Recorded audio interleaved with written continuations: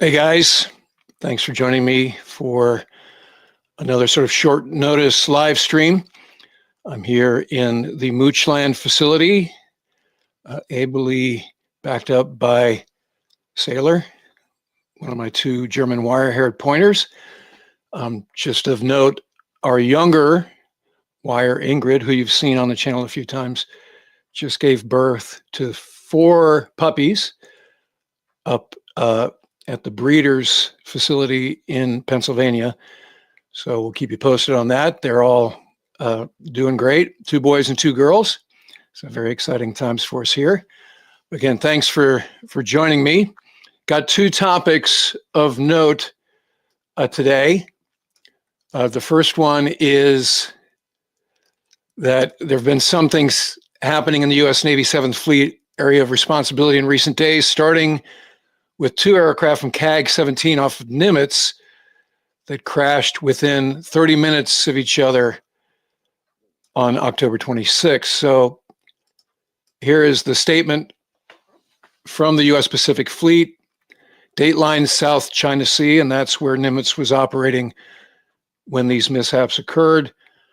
On October 26, 2025, at approximately 2:45 p.m. local time, a U.S. Navy MH-60 Romeo Seahawk helicopter assigned to the Battle Cats of Helicopter Maritime Strike Squadron 73 went down in the waters of the South China Sea while conducting routine operations from the aircraft carrier USS Nimitz, which, as we know, is the oldest Nimitz-class carrier, due to be retired after this deployment, but that's not going to happen because of Ford-class construction delays, as we've discussed on the channel.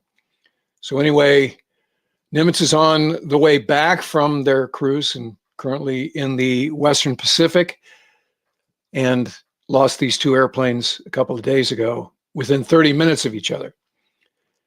Search and rescue assets assigned to Carrier Strike Group 11 safely recovered all 3 crew members, which is great. Following the incident, separately, as I mentioned, a half hour later at 3:15, an F-18F, which is the 2-seat variant of the Super Hornet, went down in the waters of the South China Sea while conducting routine operations from Nimitz. And that Super Hornet, as it states in the statement, was attached to the Fighting Redcocks of VFA-22. Both crew members successfully ejected and were also safely recovered by search and rescue assets assigned to Carrier Strike Group 11. All personnel involved are safe and in stable condition, which is the good news. The cause of both incidents is currently under investigation. So that is the official statement. And here is a file photo of a VFA-22 Super Hornet, F model again, 2-seater, and an HSM, which is Helicopter Maritime Strike Squadron 73 MH, not SH, MH-60 Romeo. So there are 2 Seahawk, Nighthawk squadrons attached to air wings these days. So this was from the MH squadron.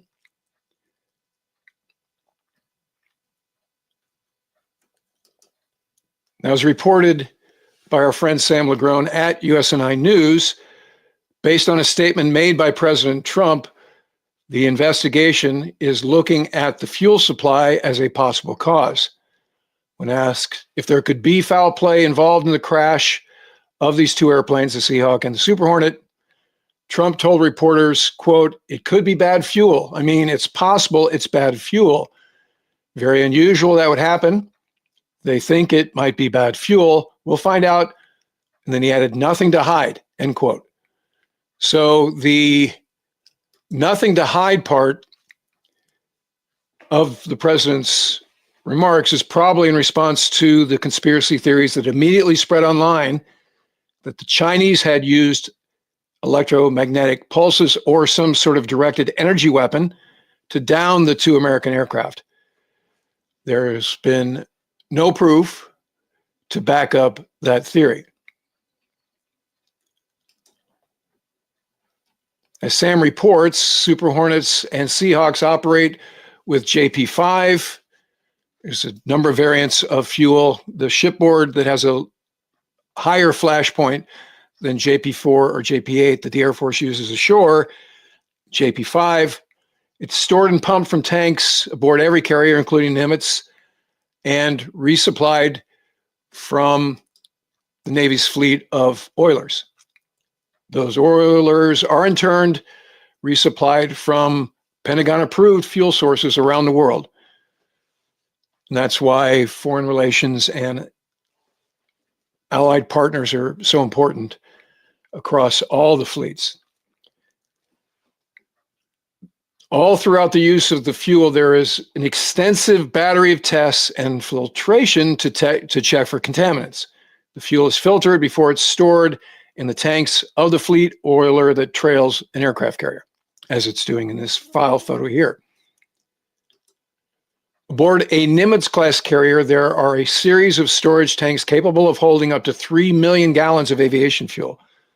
Before the fuel is pumped to another series of tanks near the flight deck to fuel aircraft on the carrier flight deck.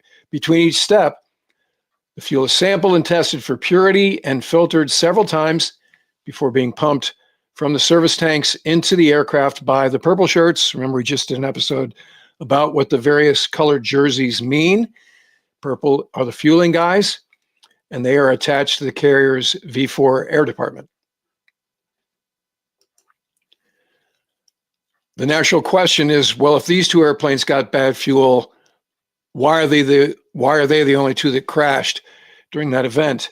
So it's unclear how many other CAG-17 aircraft were airborne when the H-60 and F-18F went down, and if the others weren't airborne, why they didn't also crash due to bad fuel.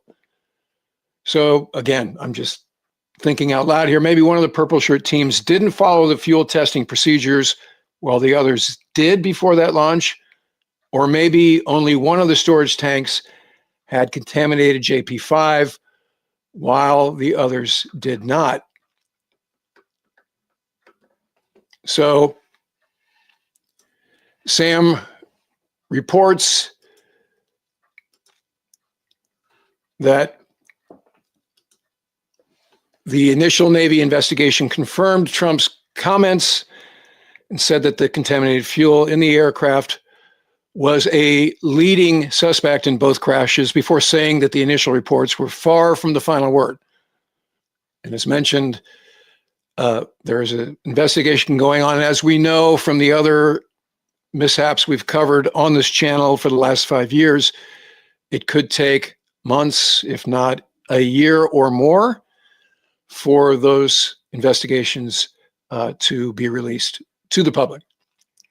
So I was, this morning, just as I'm thinking about, all the sorties I've done around aircraft carriers, I was just looking through my logbooks, and I got this cool cover made for my logbooks by the PR team in VF 102, Diamondbacks, right?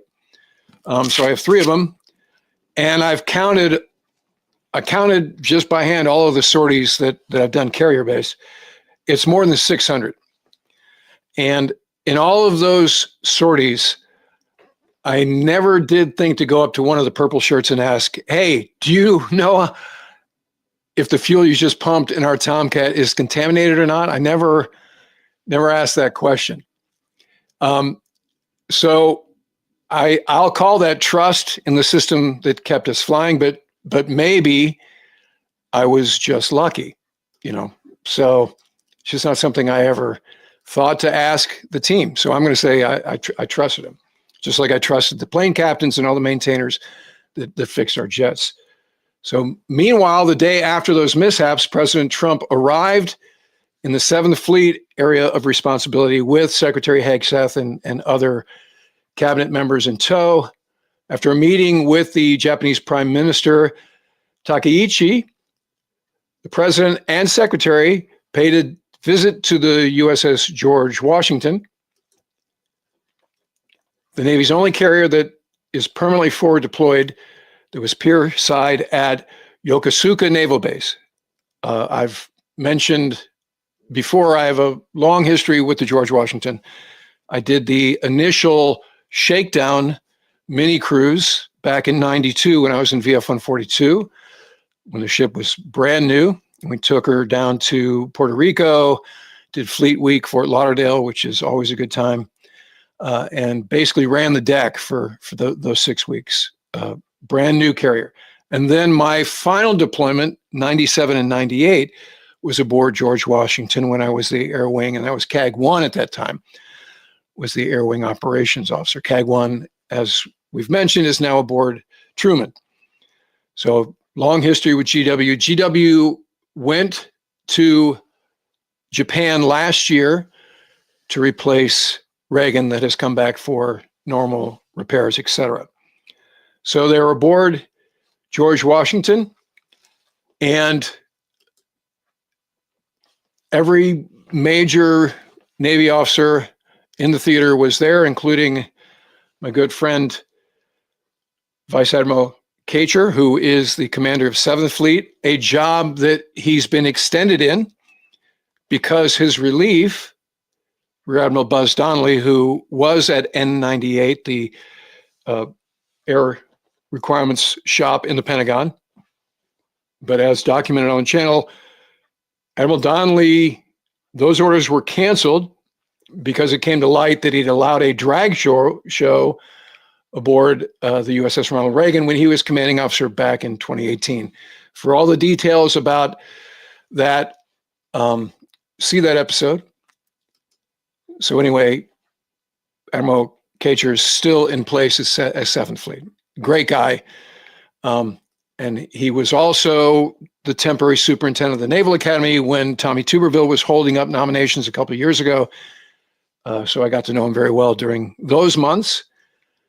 So in any case, Admiral Kacher introduced another friend of the channel who was on an episode last year talking about how he's dealing with the China threat in Indo-PACOM, but Admiral Sam Paparo.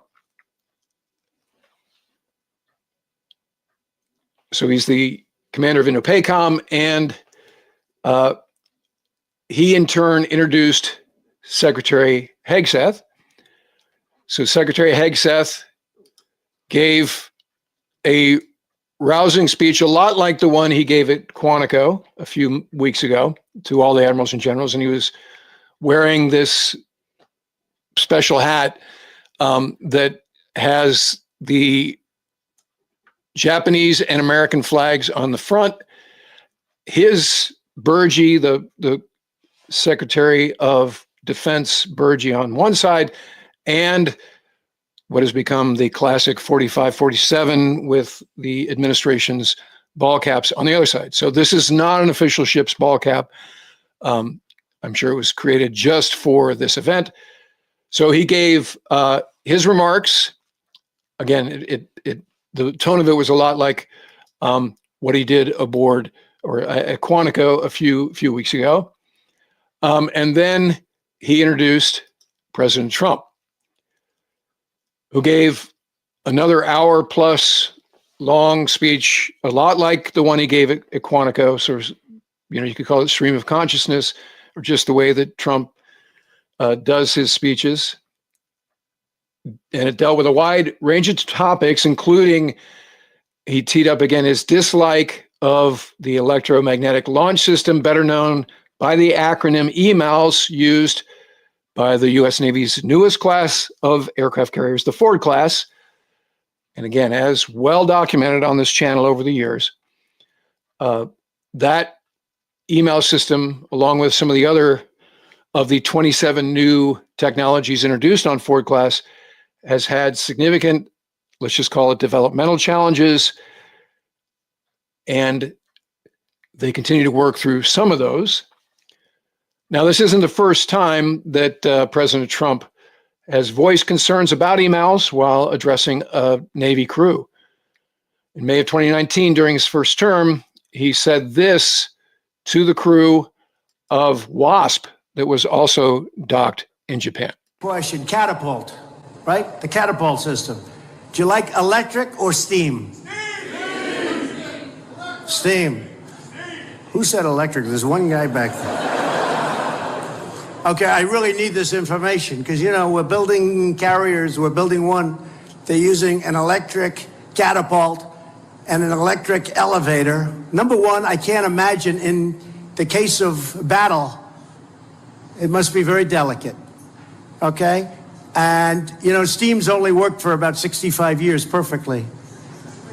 And I won't tell you this because it's before my time by a little bit, but they have a $900 million cost overrun on this crazy electric catapult. I said, what was wrong with steam? I would like to know, all of the folks that know exactly what I'm talking about, the catapult system, steam or electric, ready? Steam, electric,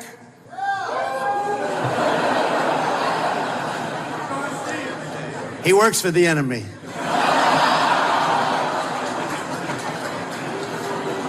He's all right. Well, you might be in danger. I better be careful. No, we want to go with steam. You know, they're always coming up with new ideas. They're making planes so complex you can't fly them. You know that? No, I admit, they want to show next. And we all want innovation, but it's too much. But there's never been anything like the steam catapults. And I went to the Gerald Ford, which is under construction now for a long time. They're having a problem with their electric catapult. And I was talking to the catapult people, and they said, steam. In the meantime, we're spending all that money on electric, and nobody knows what it's going to be like in bad conditions, you understand? So I think I'm going to put an order.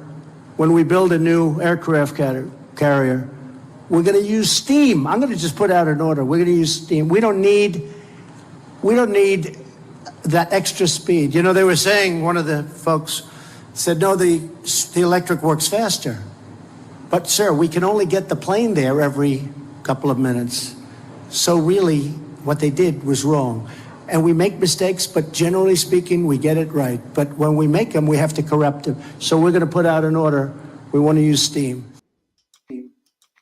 So it's worth noting that WASP, the ship he was on when he was addressing the crew there, is an amphibious assault ship. Doesn't have catapults. So, well, the crew overwhelmingly seemed to prefer steam cats to electromagnetic ones, except for that one guy. They don't really have any expertise on the difference between them, particularly the maintenance man hours required for each one. And obviously that's what certainly the Air Department would be concerned, the ABs and the ABEs would be concerned about that. You know, having watched crews tear apart steam catapults while we're in port, it's quite an undertaking and very messy. So 6 months after that,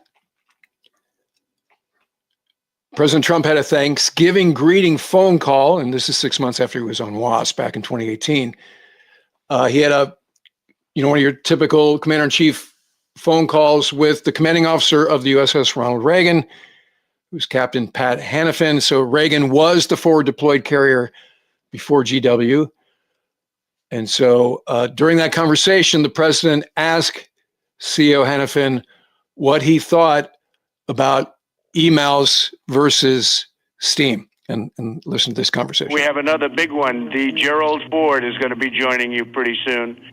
How does this compare in size and scope with the Gerald Ford? You know all about that. That's the new one, right? Yes, sir. Size and scope, a good friend of mine just left command of that. But size and scope about the same. Certainly some improvements there to the plants and a few of the radars and even the catapults and gear are slightly different as well. But we'll push over 140 a day daily. Yeah, Pat, tell me about the catapult system. So on the Gerald Ford, they don't use steam, which is the first one that I've ever heard of that doesn't use steam. And I know they have some difficulties, which I'm not happy about, and they spent a lot of money. And I was just curious, the steam system is tried and true for many, many years, as long as we've had aircraft carriers. How do you find steam versus what they're doing on the Gerald Ford, which is electronic and digital, if you can believe it? Yes, sir. All of our Nimitz super carriers have been using steam for decades, and we find it pretty reliable. However, the electromagnetic catapults that they're running there offer some great benefits. To obviously, like any new piece, you got to work through the bugs, but they offer some benefits not only to stress and strain on the aircraft to extend service life and other pieces. I have no doubt we'll work through that just as we work through all of our other advancements and continue to bring it to the enemy when called to do so. So when you do the new carriers, as we do and as we're thinking about doing, would you go with steam or would you go with electromagnetic? Because steam is very reliable. And the electromagnetic, I mean, unfortunately, you have to be Albert Einstein to really work it properly. What would you do? Yes, sir. You sort of have to be Albert Einstein to run the nuclear power plants that we have here as well, but we're doing that very well. I would go, sir, Mr. President, I would go electromagnetic cats. I think that's the way to go. We do pay a heavy cost for transiting the steam around the ship. Good. Okay. I like to hear that. I'm actually happy about that answer. So Captain Hannafin's response to the you got to be Einstein, meaning you got to be Einstein not just to run emails, you got to be Einstein to run a nuclear power plant, was kind of a great comeback, meaning we have a lot of brain power, particularly in the Navy, because of nuke power. This is why, for instance, academics at the Naval Academy are so rigorous. Thank you, Hyman Rickover.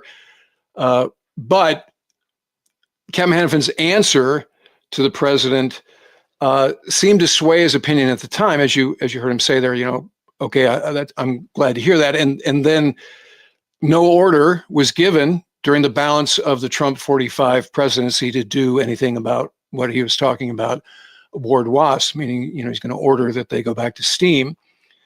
But during his remarks this week aboard GW, he kind of reopened the debate. So take a listen to these remarks by the president on the hangar bay. I asked you, Captain, you know, I'm building aircraft, I'm building a lot of things, but I said, Captain, you got to tell me something.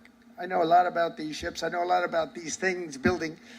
I want to know, catapults, which is better, the electric or the steam?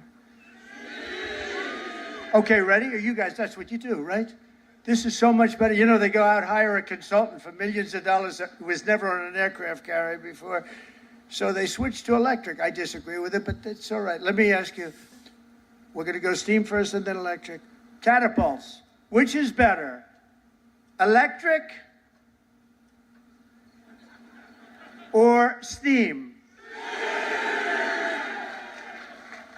I'm going to put it in order. Seriously. They're spending billions of dollars to build stupid electric. And the problem, when it breaks, you have to send up to MIT, get the most brilliant people in the world, fly them out. It's ridiculous. The steam, they said they can fix it with a hammer and a blowtorch. And it works just as well, if not better. And I love the sight of that beautiful steam pouring off that deck. With the electric, you don't have that. So, you know, we did the Ford in electric, the cost overruns, everything else. But, you know, I hope it's going to be okay. But I like steam. We're going to go back to steam. They changed just for the sake of changing. I said to the architect, have you ever designed a ship before? You know, he only did the biggest ship in the world, right? The Ford. But we're going to go back. Okay, now let me ask you the second question. Hydraulic for your elevators or magnets? You know, the new thing is magnets. So instead of using hydraulic, that you can be hit by lightning and it's fine. You take a little glass of water and you drop it on magnets. I don't know what's going to happen. So, you know, the elevators come up in the new carriers. I think I'm going to change it, by the way. They have magnets. Not every tractor has hydraulic. Every excavator, every excavating machine, any kind has hydraulic. But somebody decided to use magnets for your elevator. Maybe they're good. Which is better, hydraulic or magnets? What the hell is wrong with these people? Can I ask you, the top-ranking gentleman right here? Seriously, I'm putting out an order. I'm going to sign an executive order. When we build aircraft carriers, it's steam for the catapults and it's hydraulic for the elevators. We'll never have a problem, okay? Do you agree? He agrees, everybody agrees, but Oh, these people in Washington. All right, we're going to do that. I'm serious about it. It bothered me so much. I'd see the costs come in. They spend 900. This is not on my watch, so if it was on my watch, I would be very quiet about it. I wouldn't be talking about it. They spent $993 million on the catapults, trying to get them to work. And they had steam, which works so beautifully, and it has for 50 years, right? So we're going to go back. Seriously, fellas, I want to make that change. I'm going to do an executive order. I'm not going to let them continue to do this. They're trying to make it work. They're trying so hard, and they have something that's perfect. So we're going to go back on that and the magnets. Thank you very much. So as you saw in the footage there, when they panned to the senior officer standing there, the guy who said, "Aye, sir," was Admiral Paparo, whose job is the commander of one of the combatant commands, as discussed in a recent episode about what are the different combatant commands: Northcom, Southcom. Southcom is in the news right now because of the Caribbean drug war. Admiral Paparo is the head of Indo-PACOM, Indo-Pacific Command, which basically owns pole to pole and Bollywood to Hollywood, as Admiral Paparo said on the channel, right? Huge AOR.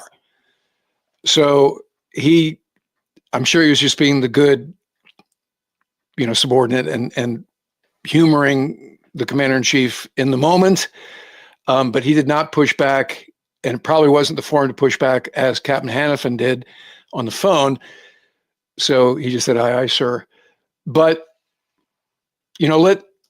let's talk about what that would take, right? So, we've documented over, I don't know, a dozen episodes in the history of the channel, in the 5-year history of the channel, that Ford is the first carrier in the class of carriers, the Ford class. So the Ford is actually commissioned.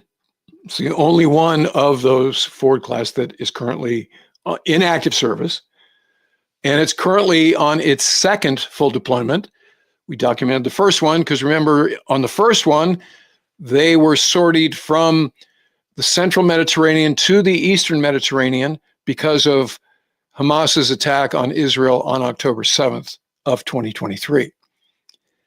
And they were extended a couple of times, and then they came home. And then we did an episode aboard Ford with Admiral Verissimo, whose job at the time was the commander of Naval Air Force Atlantic, and talked about, okay, how did it go? What are we doing vis-a-vis these major systems that have had issues? And his statement at that time was, we've worked through the bugs. We're actually leveraging the lessons learned for the building of the next Ford-class carrier, the Kennedy, CVN-79, and so forth and so on. But as documented, again, on the channel, this is why we subscribe, for the deep intel, that when Ford left at the end of June last summer, it hung out on the coast for a week to 10 days because the arresting gear, another major subsystem, was not working, and they needed to shuttle a new engine aboard, arresting gear engine, to get that done, which is quite an engineering feat. So once they fixed the arresting gear, they went underway and have split time between the Med and North Sea, doing a couple of different exercises, or a couple of iterations of the same NATO exercise, Neptune Strike. So they get the word recently, okay, and they're in port Split, Croatia, okay, sortie to the Caribbean. So that's what's they're as we speak, they've probably out-chopped the Med and are somewhere in the Atlantic dodging hurricanes to make it to the Caribbean in accordance with that order. So speaking of the war in the Caribbean, yesterday U.S. forces struck 4 more alleged drug boats. This time they were in the Pacific. Most of them have been in the Caribbean, north of Venezuela and Colombia. One previous one was in the Pacific. These were in the Pacific. And this series of strikes killed 14 people. Mexico's Navy has said it's still looking for what they believe to be the lone survivor of those attacks, who's apparently about 400 miles from the city of Acapulco. So these most recent strikes brings the box score since early September, when President Trump first announced a strike on a suspected drug running boat.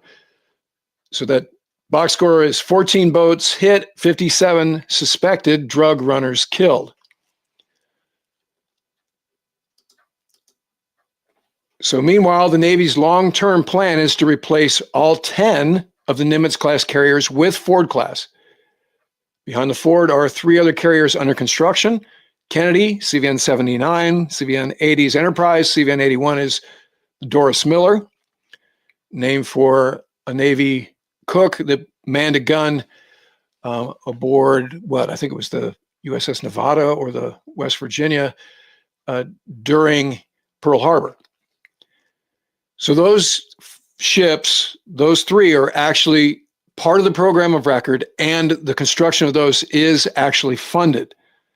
There are 2 others that are named Clinton and George H.W. Bush, not to be confused with George W. Bush, not to be confused with the George H.W. Bush, which is CVN-77, a Nimitz-class carrier that is currently part of the active fleet. But Clinton and Bush are not part of the program of record. So until those get funded, the company that makes them will not begin construction of them.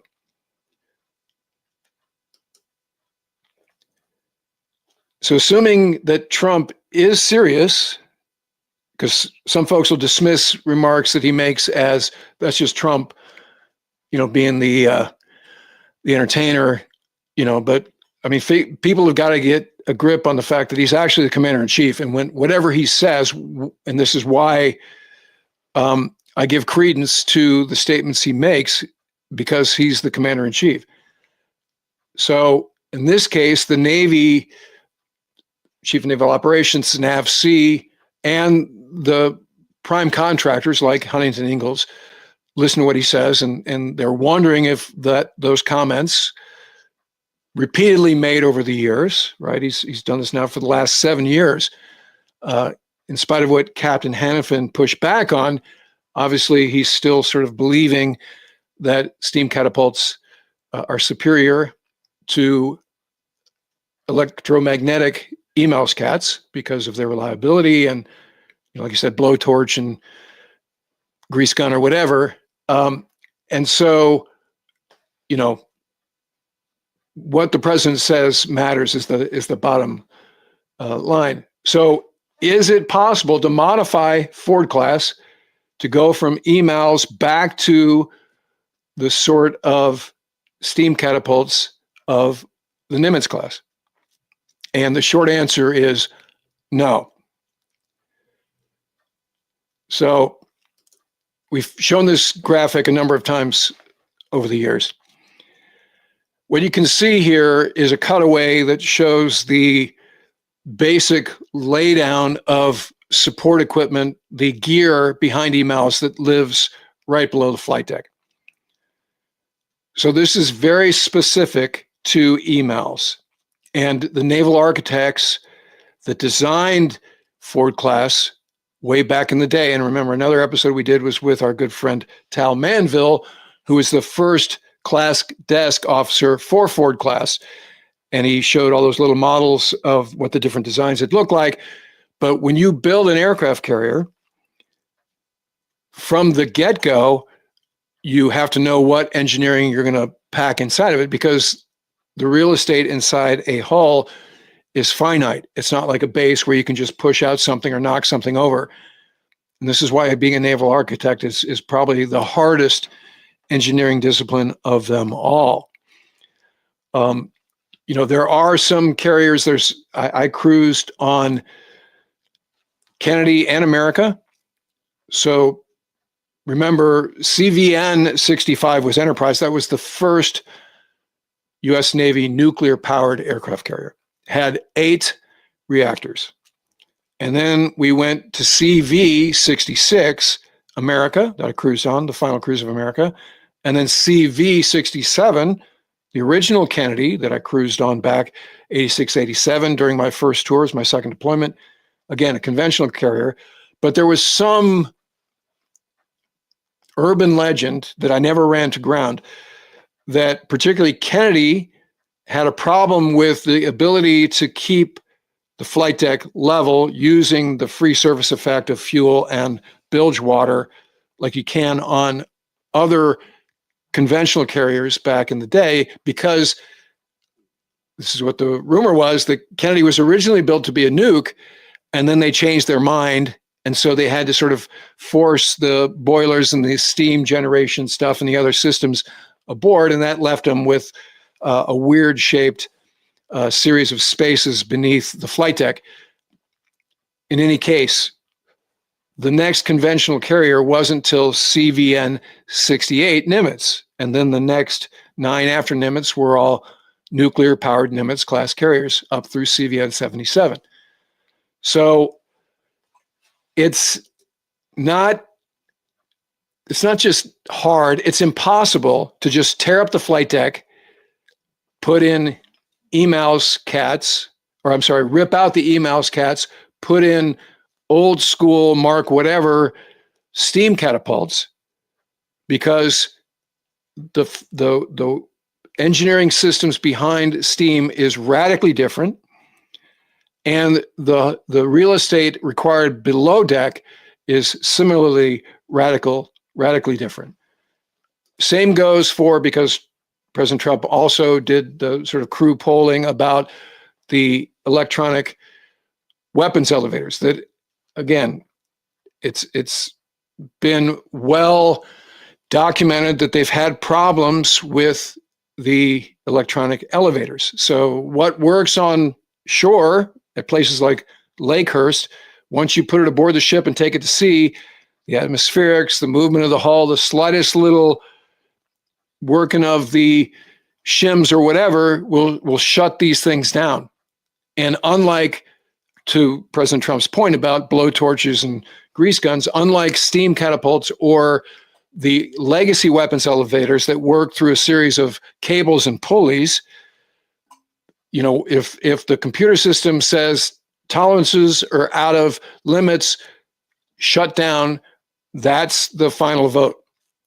And it takes systems engineers and other people to fly out and do significant effort to get that stuff working again.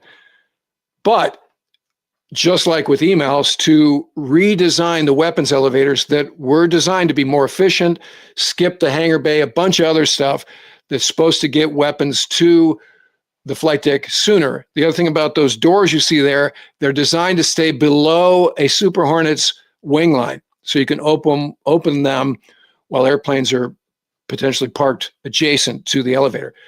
So that's just not something that could easily be done. So the best,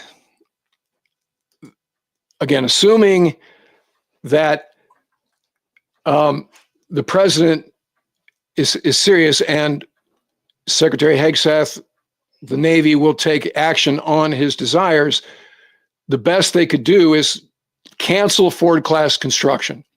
And so by that, it means cancel the construction that's not under contract. So as mentioned, Ford's already at sea.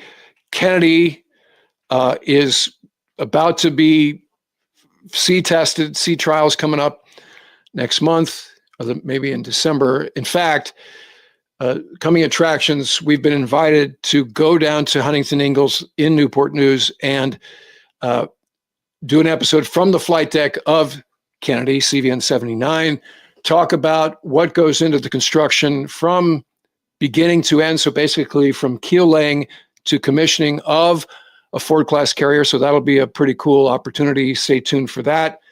That should be early November. I think that we're going down there on November 5th, like I said, and you know, take me a couple of days to post-produce that episode. So that's happening. But in any case, you kind of already bought Ford-class carriers through CVN 81. So 82 and 83, Clinton and Bush, are not under contract not funded in the program of record yet. So you could zero those out. But as I mentioned, the plan is, and as documented in the episode where we're talking about that one congressman who has a big problem with Ford class and aircraft carriers in general, the macro plan, as carriers starting with Nimitz start to age out, is replace every Nimitz class carrier with a Ford class carrier. And that would take you past the 21st century in terms of carrier hulls in the US Navy. So if you zero out the program of record after Miller, then you start to lose carriers altogether, and you will be down to 4 Ford class only by about 2075, as we discussed in that previous episode, talking about the Ford class program and the challenges therein. So the only company that makes American US Navy type of supercarriers is Huntington Ingalls. And so you're either going to dust off the plans for Nimitz class if you want steam catapults instead of EMALs, or you want legacy elevators instead of the electronic weapons elevators, or you're going to start a clean sheet design of a new class that features steam catapults. So, as we think about the delays and we think about the current American industrial base across all classes of ships and all defense programs, airplanes, tanks, other classes of ships, the idea of starting a clean sheet design is basically, I'll just say, a soft kill of aircraft carriers. So I don't know if that's their plan overall, but this is no minor thing. Okay, so let me bring up the comments here. And again, I'll remind you that Mrs. Mooch is not here moderating, so this is just me. So let's chat. Let me just bring up some of your thoughts, and we'll have a little chat here.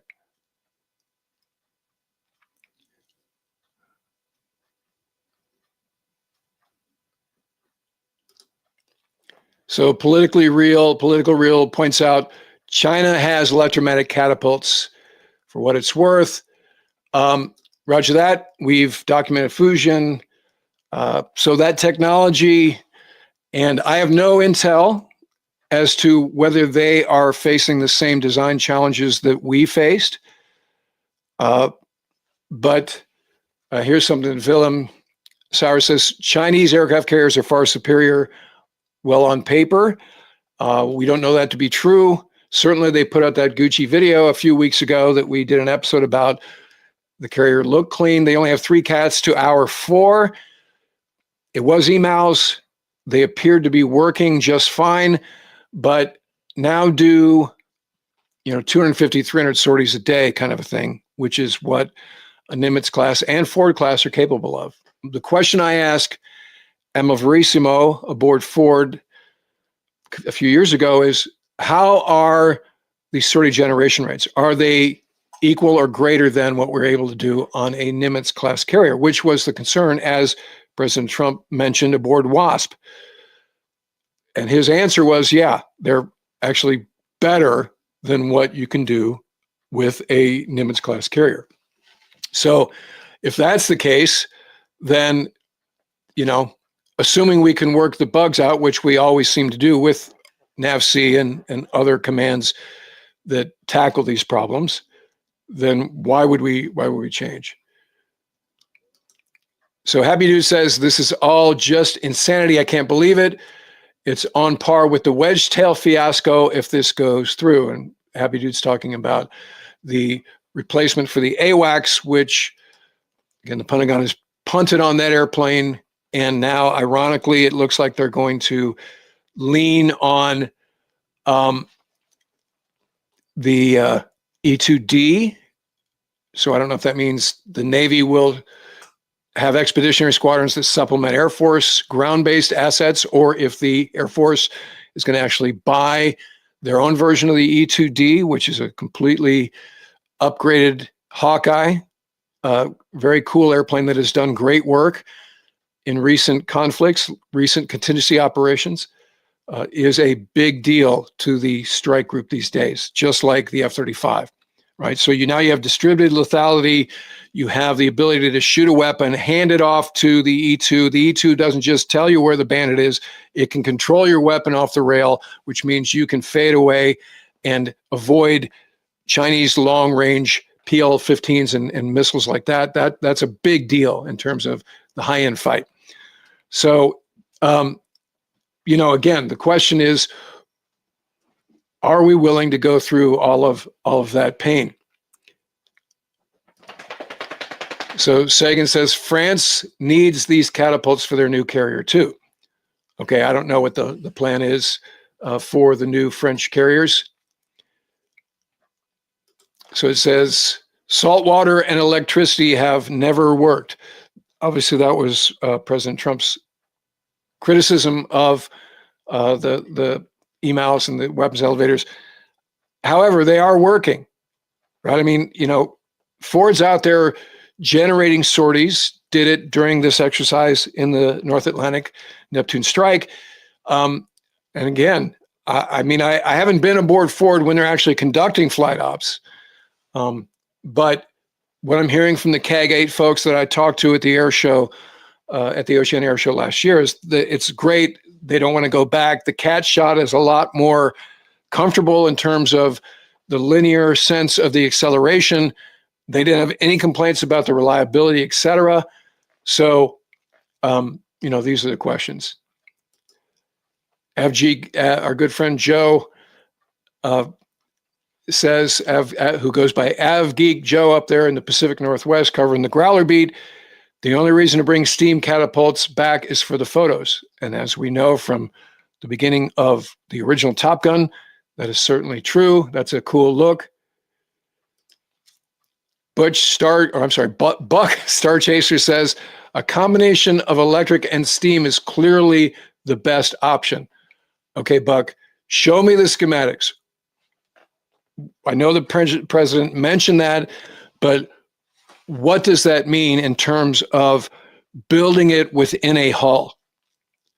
I'm going to suggest that that's undoable and would be a bugaboo for Air Department, for the ship's engineers, et cetera, et cetera. What does that mean? I'm going to say it's one or the other.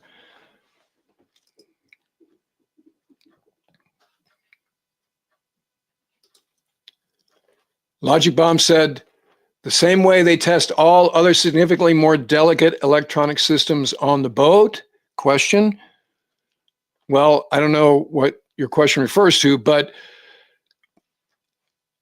a lot of testing was done around EMALs before they started to build Ford, right? You have to prove the concept of electromagnetic impulse versus steam.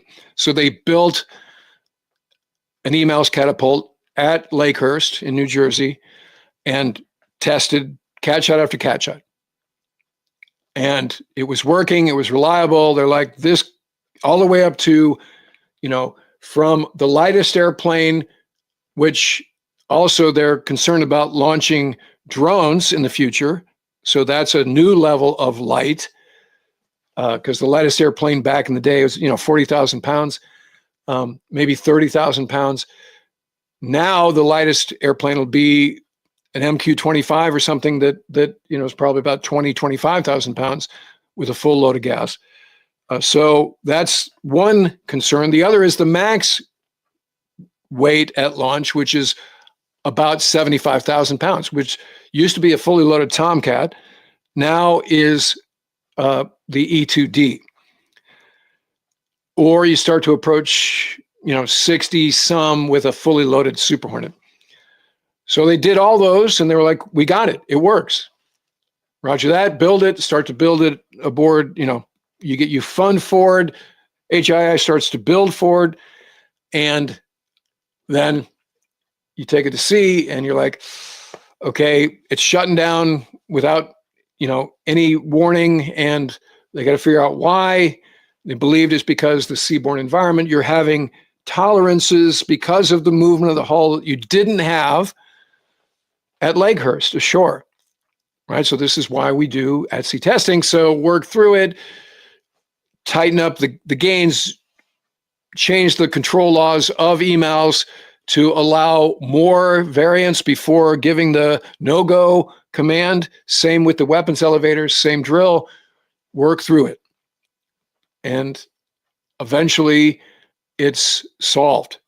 So what I'm hearing from my sources, the deep intel, is they're okay with emails and the weapons elevators at this time. The issues at the beginning of this current deployment were the advanced arresting gear that I'm assuming were worked through. I haven't talked to anybody aboard Ford since they left, but you wouldn't pull away from the coast if you weren't able to land airplanes, right? I mean, you got to go with the air wing aboard. They hung out at their various home bases for longer than planned, like I said, a week or 10 days, until the ship said, okay, we can trap you now. And then everybody flew aboard, did fleet CQ for a couple of days, and then translanted over to the Med.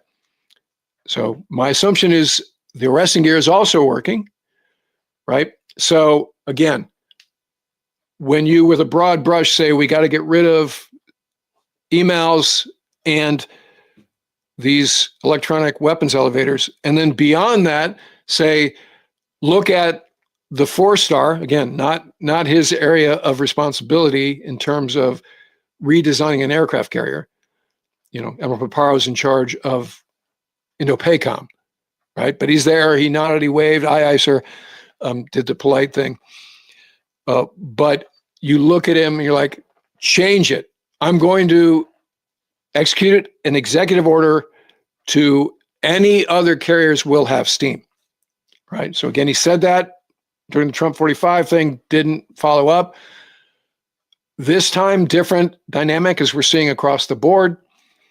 So we'll see if he takes action. So if this does become an executive order, it's going to be pretty interesting, to put it mildly, to watch how the Navy responds. So obviously we'll cover that for sure as it happens.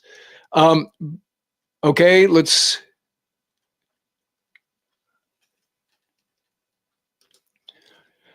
So Williams _57 says, oh no, emails uses electricity. Electricity is bad. Use only coal and pigeons. So obviously being facetious there. The other thing to note about this is the difference between American emails and Chinese, the PLAN's emails, is alternating current and direct current, right? One is safer to work with. The other is less so. So I'm not a double E major. I did take a couple of truckers double E courses at the academy because I had to. Thank you, Hyman Rickover. I was a poli-sci major, but had to take some double E.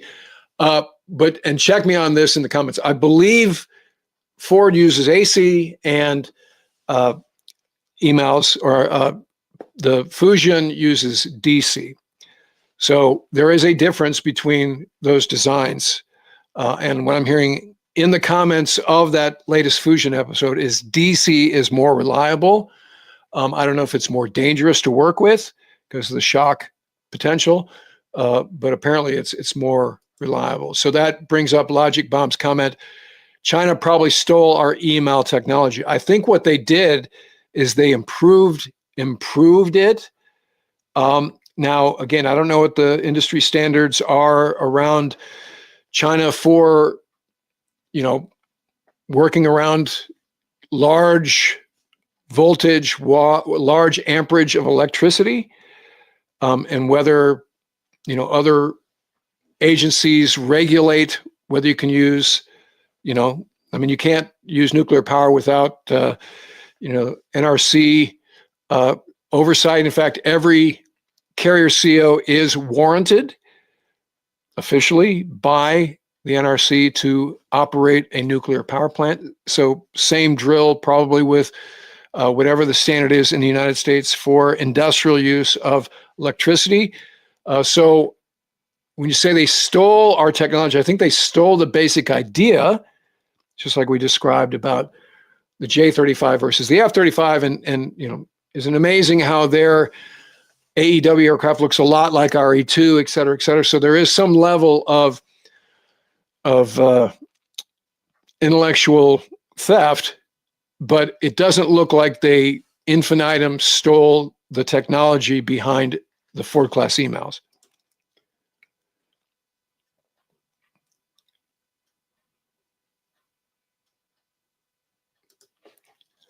So Sentient NPC says, seems simple to take reports from the Ford deployments, which they have already had and have made improvements for the next builds of the class. No need to stop now and go backwards. I agree with you. And I wish we had more publicly available data about the sortie completion rates. Again, I take 2 and 3 stars at their word that it's better. I've heard from crews in CAG 8 that they love emails and would not want to go back if they didn't have to. I've talked to a former Ford CO that said it's easier to maintain, that the deck apes like working on it better. It's less messy, cleaner, etc. And reliability is not an issue anymore. So for reasons that I've listed in terms of the programmatics and the engineering and the industrial base, I don't think we could go backwards, right? However, this administration is pushing paradigms in unprecedented ways across the board. And so if President Trump gets a burr in his saddle and pushes this, Secretary Hegseth has proved to be an accelerant with respect to these things, and he'll lean on the Chief of Naval Operations, who will get with NAVC and NAVAIR, and we'll see what happens. The one thing that is very likely to happen, even with a $1 trillion NDAA, which is the National Defense Authorization Act that the Pentagon presents to Congress, that Congress in turn chops up and makes into a defense budget. But both Hegseth and President Trump have already said they plan for their next submission to be $1 trillion. So even with $1 trillion, if you have a big problem with emails and electromagnetic elevators, the quick fix is just zero out the Ford line after Miller, right? So that means going forward, we'll have 4 Ford-class carriers. They will each replace the Nimitz class as they start to age out. So that's Nimitz, although we already hear that Nimitz is being extended for at least 1 or 2 deployments. You remember when we were aboard Ike talking to our good friend Chowda Hill, who was CO of Ike at that time, went to be CO of Truman after the previous CO, Frosty Snowden, got fired for the collision at sea. So you remember Frosty said to us about Ike that they were going to be extended, that's CVN 69, the one after Nimitz, for at least 1 or 2 deployments. And then you can that bow wave can go through the entire class in terms of when you actually going to start to decommission Nimitz class carriers. That answer is unclear. And the head of naval reactors, when asked the question, how long will these reactors keep going, doesn't quite have an answer. They don't know. Like forever, 5 years, we don't know. So we're in literally uncharted waters with how we're going to continue to have global presence with aircraft carrier strike groups, which even the Hegseth Pentagon has said is a fundamental part of our national defense strategy, right? So again, if you do the math, as I did in that one episode, if you stop building Ford class after Miller, you run out of aircraft carriers. You certainly run out of Nimitz class aircraft carriers by about 2075.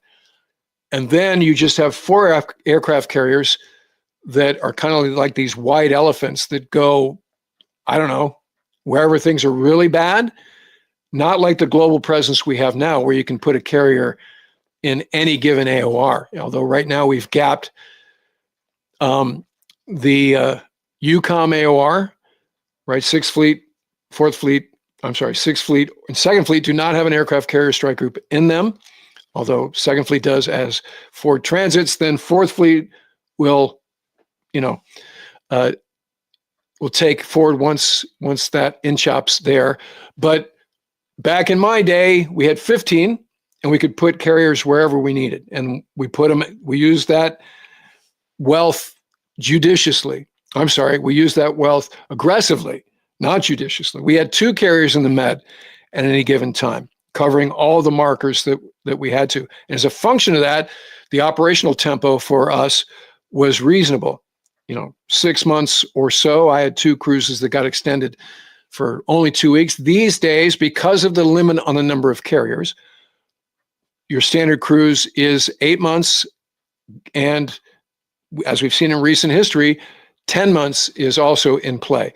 What happens when you start keeping sailors at sea for that long, especially if you're not actually dropping bombs or doing things of consequence, is people start to get out.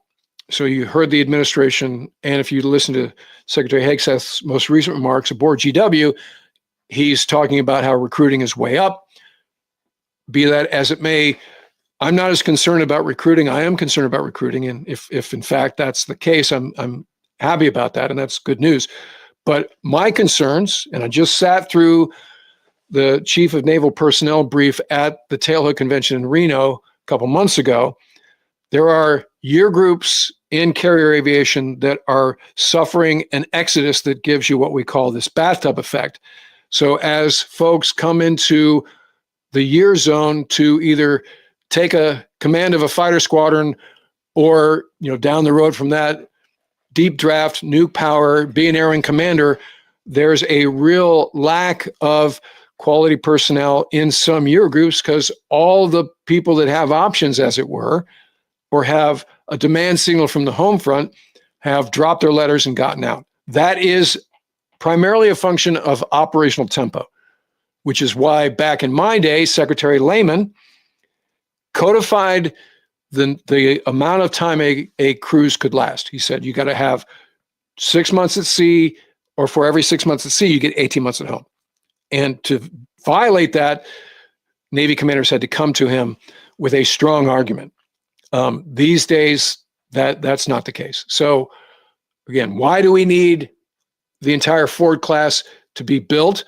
Because, again, assuming that, as stated by the current Pentagon, carrier strike group presence remains a fundamental part of our national defense strategy, roger that, we need nominally 11 as codified in the current law. So if we go below 11, the Navy is going to have to ask for a waiver, or the Pentagon is going to have to ask for a waiver. And we are, in fact, going to go below 11 if we zero out the build after Miller, right?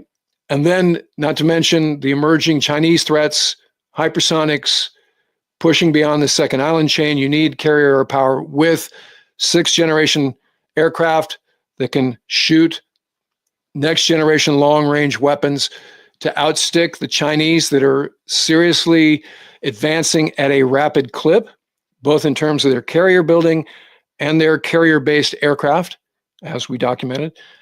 You look at what Fusion has done in 2 or 3 short years. They are accelerating and innovating at a rapid clip. And they are building aircraft carriers in about 1/10 of the time it takes us. So all of this means if in fact we want to get away from the Ford class design in any way, we hazard the amount of aircraft carriers that we have. Again, just look at our industrial base currently that was kind of moribund in the wake of, really since the Reagan administration and the fall of the Iron Curtain, the end of the Cold War, that peace dividend, in the early 90s, we got involved in some esoteric ship designs that really, Navy leadership at that time didn't have a cohesive plan in hindsight. So I'm speaking specifically about the littoral combat ship. We just finished the last of those. And in some cases, and this is really kind of perverse, they were decommissioned 2 or 3 years after they were commissioned, which is a huge waste. And the other class that really doesn't fit anywhere is the DDG 1000 Zumwalt class. We only built 3 of those when they were supposed to be the replacement for the Arleigh Burke class, and also powerful enough to maybe take the place of Ticonderoga class cruisers, which we've allowed to go away, which is a real shame, because between Arleigh Burke class destroyers and Ticonderoga class cruisers, those weapon systems were highly effective, cost efficient, and we knew how to build them. So when things are going great, we have this way of shooting ourselves in the foot. And when things are going poorly, we have this way of doubling down on those things. So again, if suddenly they're like, hey, and oh, by the way, I know you're struggling to make Ford class, but we need to audible on the Ford class and get rid of emails in lieu of Steam, and also redo the weapons elevators. That's going to be a wrench in the works of the highest order.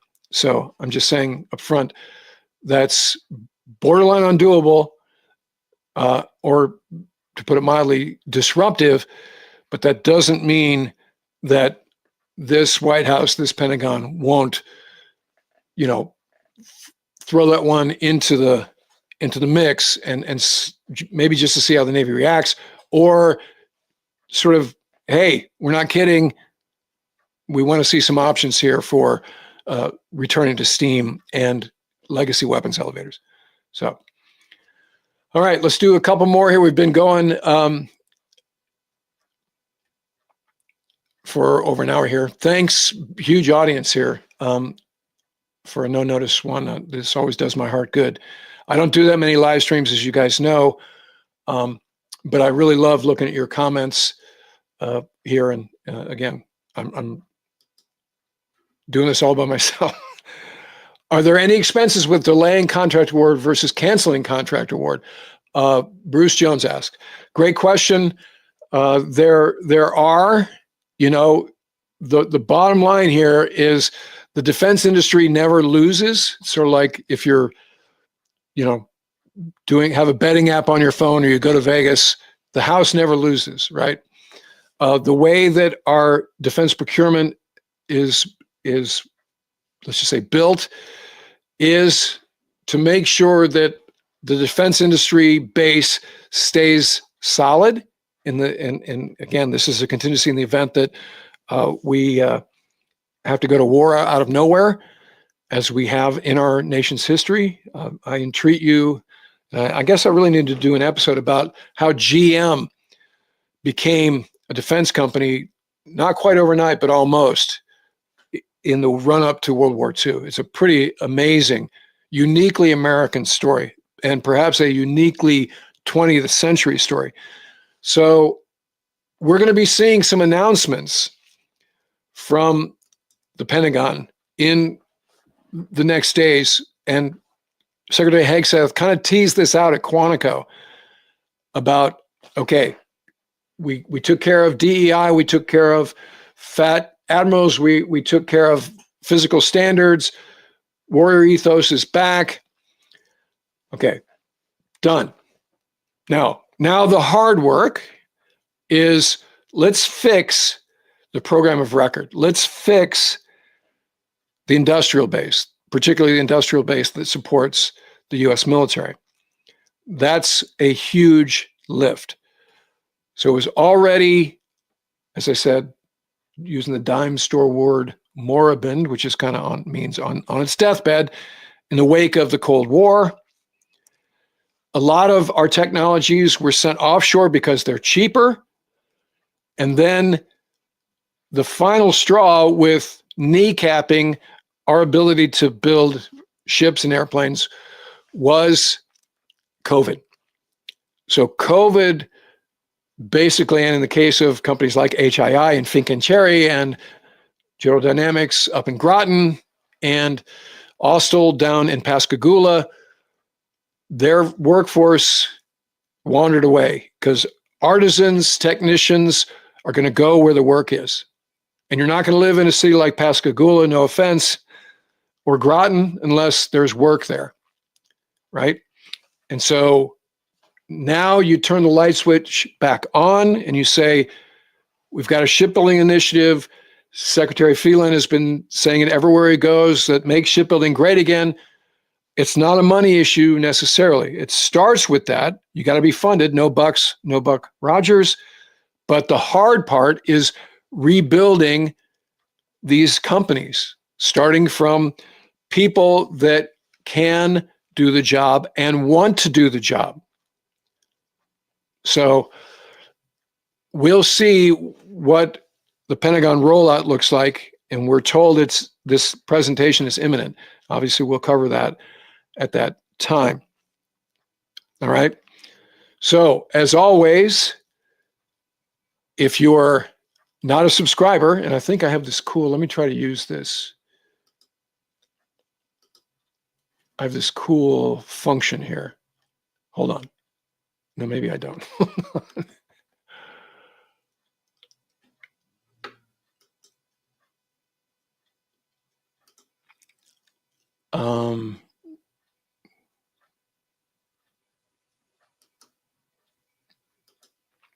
But anyway, I thought it had a little subscribe gizmo that came down. But as always, if you're not a subscriber, become one so you don't miss anything like the announcement of this live stream. Thanks to the nearly 3,000 folks that showed up here. When I hit end stream, this will become an episode on the channel, and you can come back and check out the comments or add new comments to the bottom like a normal recorded episode, like we always do. As always, thank you for your support of the channel. Don't forget we have a Patreon page, so check that out in the episode description. And don't forget, Punk's Force is on the streets, the fourth in the Punks series. If you go to the Naval Institute press site, usni.org, and find Punk's War on their site, type in Punk 40, Punk, P-U-N-K 40, and you get 25% off the hardback. You can get Kindle and the audiobook read by Paul Haish, the same guy who read the previous in the trilogy, the reissue of the trilogy, a couple of years ago. So he does a great job of reading the book. So if you're an audiobook kind of person, it's available in audiobook. So check it out. All right. So thanks, guys. Appreciate your support. And I look forward to talking with you again very soon.